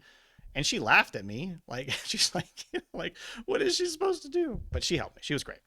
But yeah, so yes, more dinners on the horizon. So we have an advantage now. I'm wearing my athletics. I've spent a lot of time with the athletics department over this summer, and we'll continue to do so because they're great. And the athletics department has been very open, very welcoming. I've been very, very happy and very impressed with them, with how they've just been great. Honestly, every time I try to go to Kerr Lab and just visit, and they've been awesome. So one of the things that we're going to try to do is do some partnerships between esports and athletics more, and those will involve food. So we have plans to make sure everybody gets fed for sure. For instance, at the Super Smash tournament that we're running on Tuesday night, we are going to have like a ton of cookies. Just as a giveaway, just come have some cookies. Okay, let's see. Continuing on, you guys are asking great. I love. I was complaining about not getting enough questions, but now y'all are asking great questions. So I apologize. It's taking me a second to get caught up, but we will get there. Yeah, Lane, I agree on that. The RSVP for the town hall, that was a mess. Fortnite, I think with ECAC was on Thursday nights. And that's again, I was looking at things like the scheduling. I was looking at things like, do they even have the schedule set up? What do they have? So yeah, they'll be, I believe it was Thursday night. Yeah, Thursday is Fortnite, which again, like I had to be very tactful with that because if you look, Overwatch is also on Tuesday for ECAC. So we will do Fortnite with NECC because it's on a different night. So I had to be careful with some of that stuff too. ECAC also, one of the other reasons why I really wanted to start with them a little bit is because they are the only ones that are offering the traditional sports titles like Madden, MLB The Show. They're the only ones offering those titles right now. And I've had a lot of people ask about, do we do Madden? Do we do this? And so ECAC would be that. If we ever did want to branch into playing some traditional sports competitively, that would be where we would go to do that. Good question on Overwatch days. Let me see. And they may not have put out their schedule yet, to be honest. This is like the time when they are doing that. They're pushing out their schedules.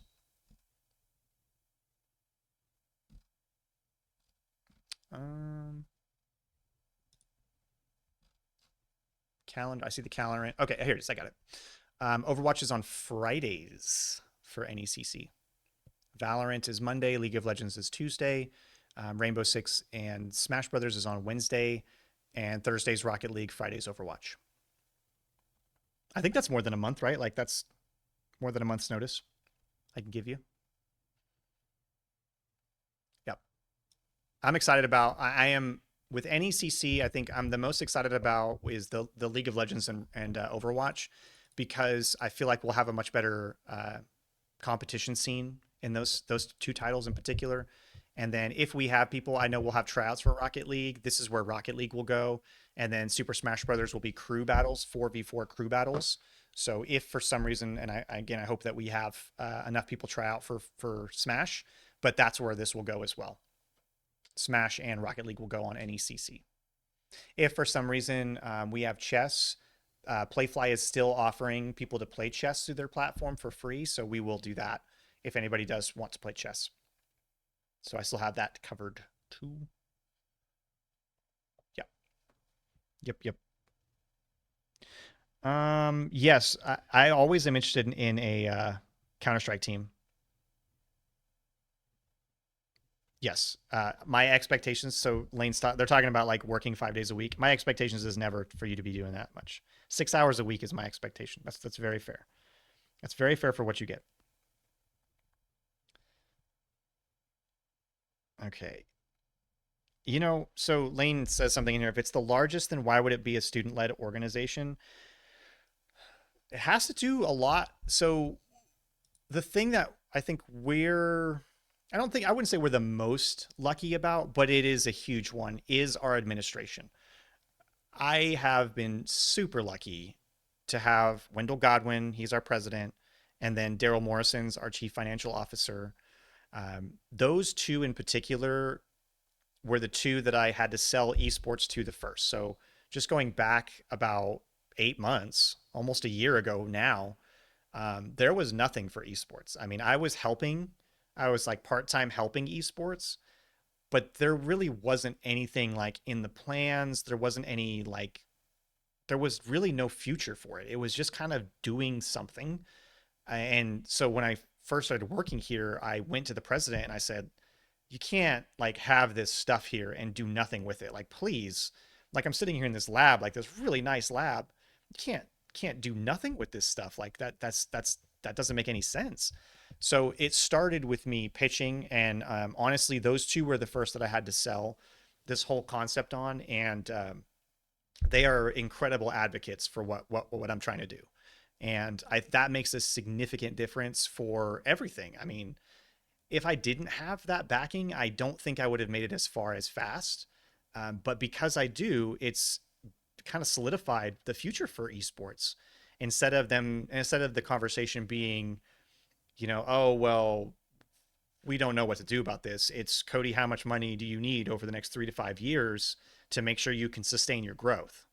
Like that's the question I'm being asked, which that's a really great question. And I am working on that. And that is a very difficult question to answer, but it's a good one, right? Like people are interested in what the future of this looks like and they want to see it succeed. And even athletics, they're like, what can we do to help you? Like, what do you need? And they're just kind of helping. And I don't think I've ever been in a situation like that before in any of the jobs I've had, where everyone sees the vision and they understand it, and it helps that I articulate it and explain it well, but it also is on them. Like they have accepted this and they want to see it do well. So I'm caught up in chat now. So yeah, $1 million. Yeah. Yeah. So Caden, I see your question. Fortnite is Thursday, and then Overwatch is going to be Fridays. And I heard the group say their average scheduling is like 6 to 8 p.m. our time. However, they said that that's very flexible. You will know once the season is started, you will know who you're playing each week. So if for some reason you want to try to change times, you can. There is going to be a rescheduling policy that each of these leagues have that we have to get used to, but there is the ability to reschedule if something comes up. So there is that. We'll also have subs. We'll want to make sure we have a sub for each team, at least one or two for each group. That way, in case something happens, we have a backup. zoned out about cookies. We will have Alyssa and I are going to place an order for about 200 cookies for the Smash tournament. So the first week of school, we've been asked to run a an event Tuesday night, and so we're going to host a Super Smash Brothers tournament. And I'm hoping we have last semester we had the last time we did it we had about 50 to 60 students. So I'm expecting about 100. It was very popular. All the feedback I got on it was great. It was kind of funny when I met with the lady who is now over all of the organizations, all the clubs, and she's over the Greeks as well. And we were meeting talking about Welcome Week, and so she's new. She just got here like in June. Like she's just starting out. So she wasn't here when Welcome Week was done last year. And she said to me, she said, "Well, when I asked students that were here, it's without a shadow of a doubt that the esports, that the Smash tournament was the one that the students rated as the most fun." And she said, and on top of that, when I looked at the participation, you know, how many students actually went to these events, the Smash tournament was the one that was the most attended.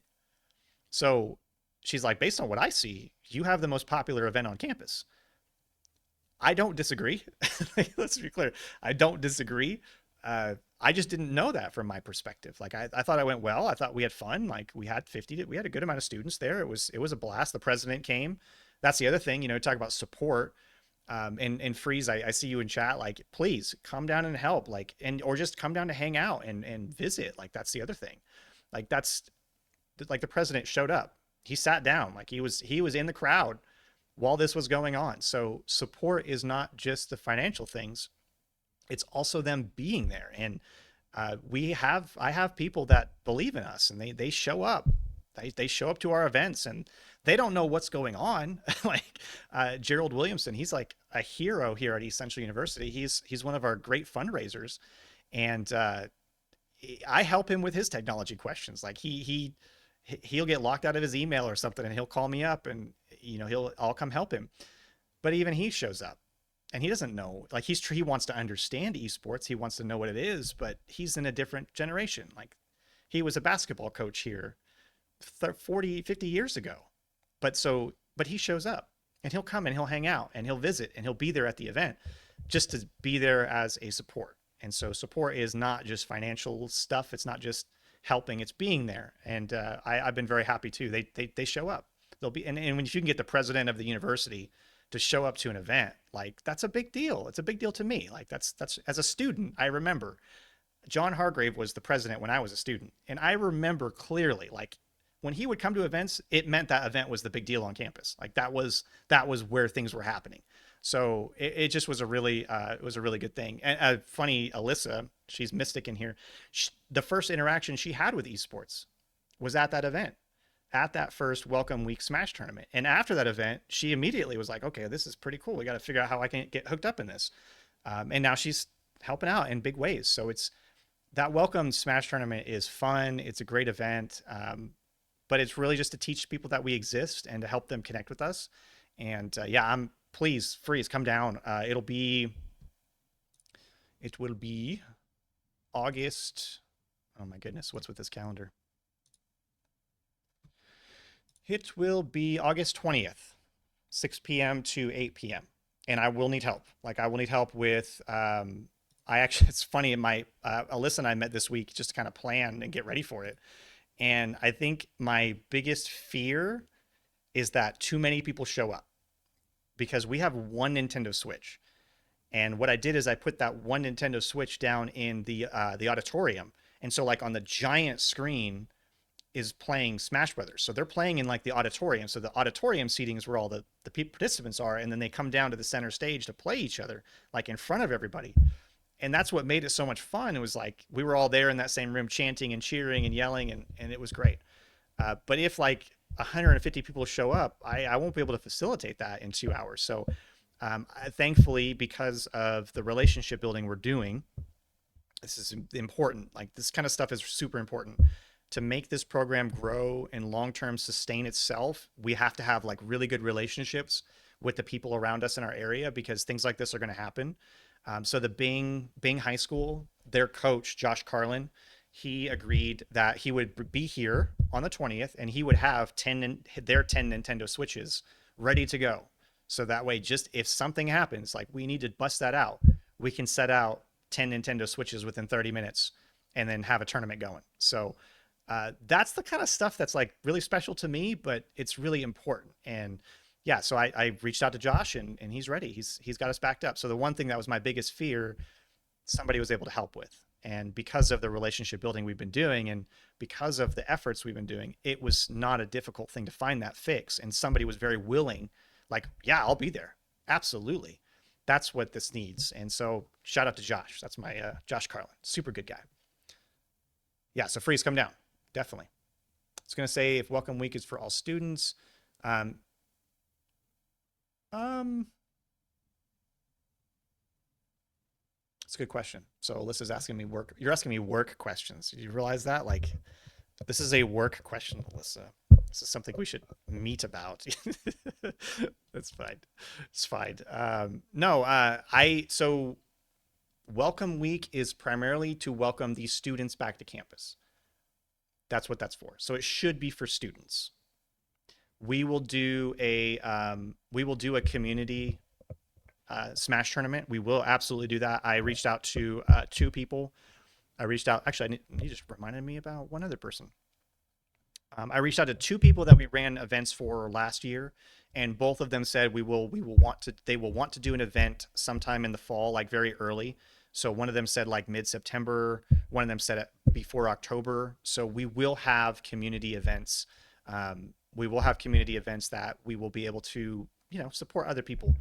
The other important part of that is going to be intramurals. I am working with our intramural director because I do believe that there are enough people on campus we could run like an intramural Fortnite league or an intramural Overwatch league where there's students, faculty, staff on campus. They don't have to be a student. They just have to be on campus in some capacity or from the community. So we could run an intramural league where we could be potentially having people from high school, people from the campus, staff members competing in the same league for fun. It's not we'll have prizes, like we'll put forward some prizes and things, but the intent of that is to have fun and to do something that's productive and enjoyable. They do intramurals right now with they do intramurals for football. They do flag football. They do intramural basketball. I think they do softball. I know those three for sure. I know basketball, softball, and flag football. They do intramurals. So even volleyball. Yeah, thank you. Yeah, volleyball. So it would work just like that. We would just be providing the equipment and helping with the rules and stuff. But for the most part, the intramurals is run through the wellness center, so they would do the events. We would just need to be there to make sure the equipment's up to date and working fine. And so I'm working on that too. So that will be another thing in the fall that we try, and where we could then bring people from the community in to help run the event, but also to participate. When I got to visit with OU, one of the things that I did very early on that was a recommendation from Justin, one of the athletic people I work with. He recommended going to OU. So we did that. Justin and I went to OU and toured their facilities, but we really sat down and talked to Mike Aguilar. He's the director. He runs the OU esports program, and Moog. He goes by Moog. He was awesome and did a really excellent job of kind of talking me through his ideas for esports and like what he's doing well and the challenges he's having and that kind of thing. But the thing that he said to me that really, really stood out, that changed my mindset for this whole thing, was he said, the moment that I stopped focusing on esports for my competitive students and started asking myself, how am I serving the entire community of OU and facilitating the gaming community at OU? So the second I switched my mindset from focusing on just the players to focusing on OU and the community as a whole, that's when it really took off and changed the landscape of how big it was going to get. And that's really why I took that to heart. I really think about, I'm not here to just facilitate esports for you guys, for the people who are the players. I'm here to facilitate esports and gaming for the whole community. And I really want that to happen. And so that's why I'm so big about like, we got to get these schools here. We got to get these events going because I know that that's how you do it. And I know that's what it'll take to make it happen. So that'll come too. So intramurals will be another way to play with ECU Tiger Esports. Intramural Fortnite would be hot. I don't know how we would grade it. Probably box battles or something crazy like that. But however we could set that up and run it. Do you do your bowling league, Caden? You do bowling. Like that's very similar. Like we would just be running a league here for that, and we would advertise it in the paper, and try to get people to sign up for it. It would be fun. We could even charge for it. Some intramural leagues, maybe your bowling league, you might have to pay like a fee, a yearly or season fee or whatever. We can charge something for that, and then recoup that as some cost for us. So there's a lot that happens with that. That's really good. One small example I'll give you, I don't know if you guys, hopefully make sure you're following us on Facebook, because I've been trying to share news articles, things that are coming up on Facebook. Make sure, oh yeah, so yeah, Caden pays $15 to $20 per week. Is that per player, Caden, or is that for the whole team? Just curious.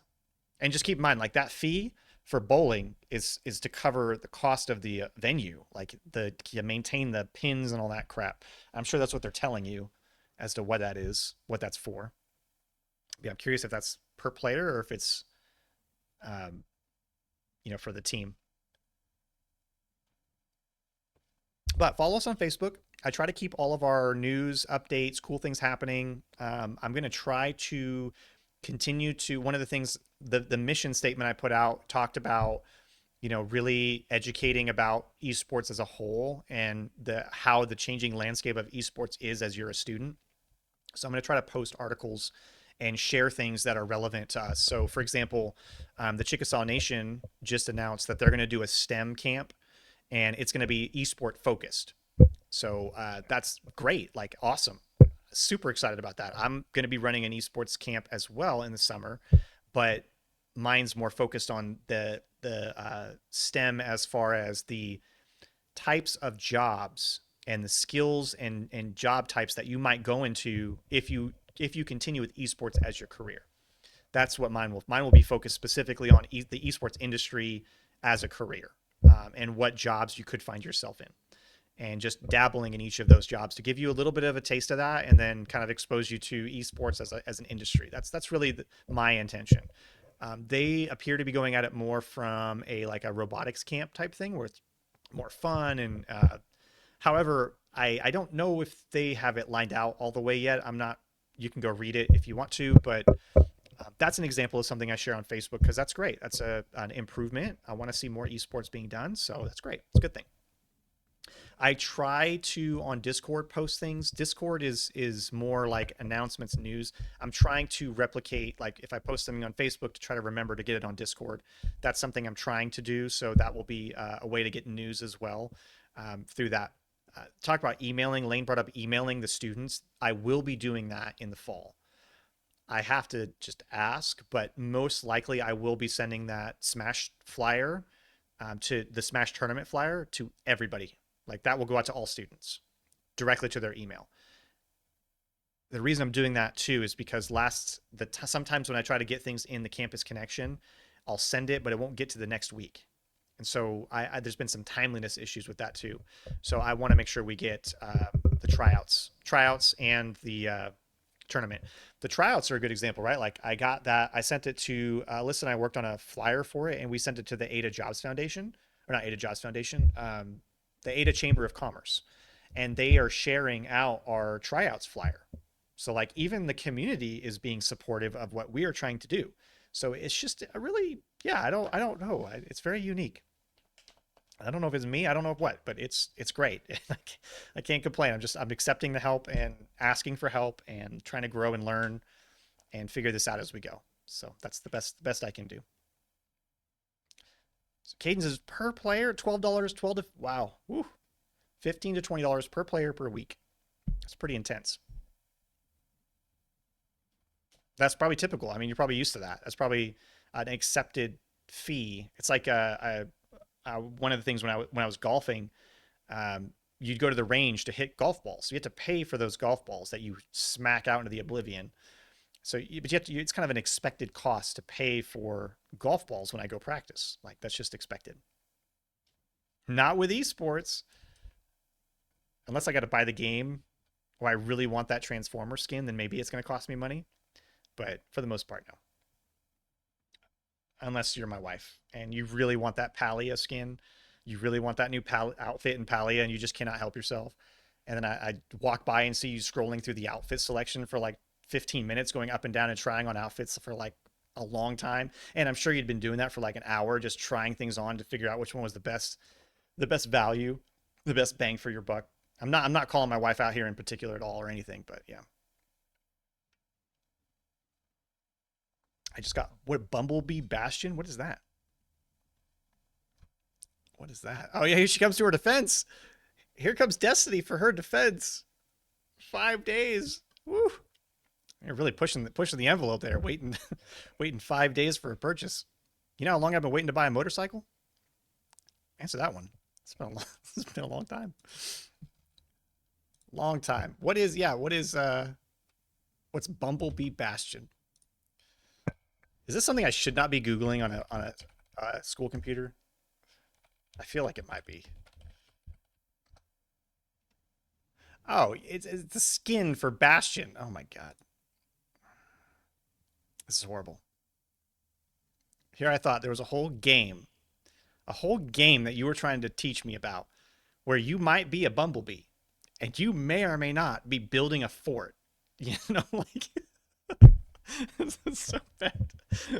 It's bad too because I recently played a game where it was a real-time strategy game, except you were dealing with ants and like you were building an ant colony, and the whole thing, the whole real-time strategy, it was an RTS like Company of Heroes or like Homeworld, except you were ants, and it was amazing.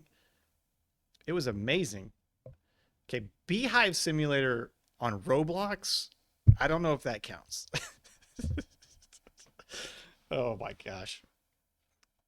We need a Beehive Simulator. Maybe we do that. We play some Roblox next time.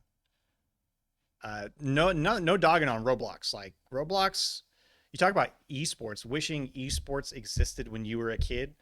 I wish Roblox existed when I was a kid. Like I dreamed as a kid, I dreamed of a game that I could join so many different worlds and play anything you could think of, because all of the games were made by the people.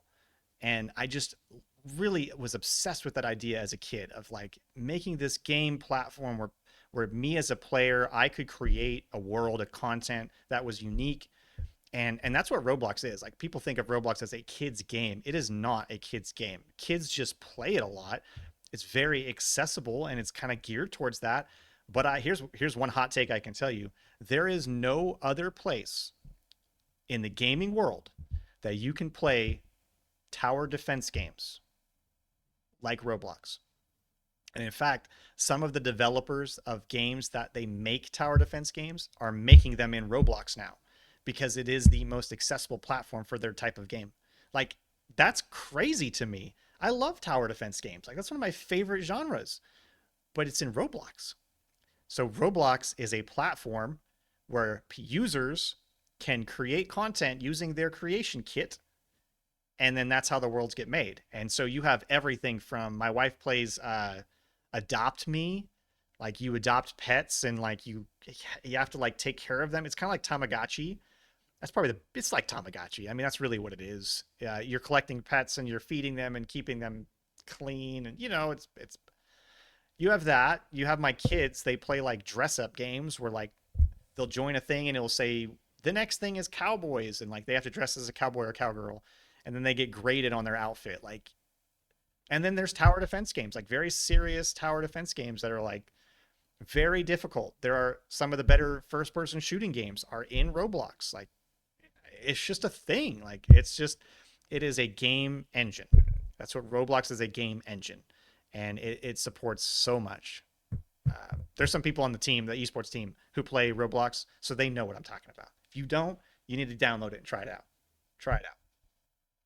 Get you some Roblox. Well, we are at the last little bit, y'all. Great questions today. Great engagement. Appreciate you guys being involved today. I appreciate you listening to my spiel about the Nace Playfly situation. That was kind of a mess. Kind of a mess. But we will be better afterwards because we can make decisions. It's another good thing, right? We can make decisions. Like we can choose. We have the choice. We have the power. We have the technology. We can make things happen. All right. Any other questions? Anything else I can answer for you? The end of this Coach's Corner stream. It's number 3, I think. 3. We should have next week. We'll have special guest Alyssa. She'll come in. We'll hang out, play some Fortnite. If anybody else wants to come hang out and play, let me know. I will make a form or something to fill out if anybody wants to come in and do. I guess last piece of news I can give you for today.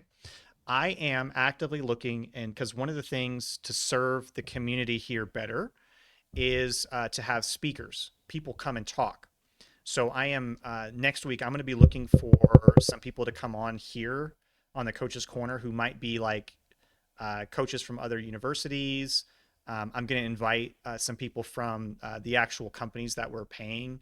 So like NECC, I'm going to invite like the commissioner to come on maybe and like he talk about the state of esports. And I'm going to look for people that are in the technology industry who could come on and talk about like the state of graphics cards or what's going on with the new Intel ARM system or the new Microsoft ARM that they're coming out with.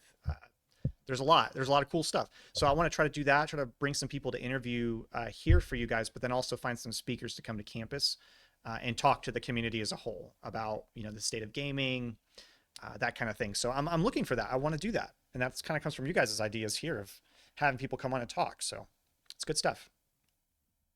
Well, okay then. Well, y'all have a beautiful weekend, beautiful Thursday, and we will see you back on Tuesday at 2. Tuesday at 2 p.m. Tuesday at 2. Well, bye.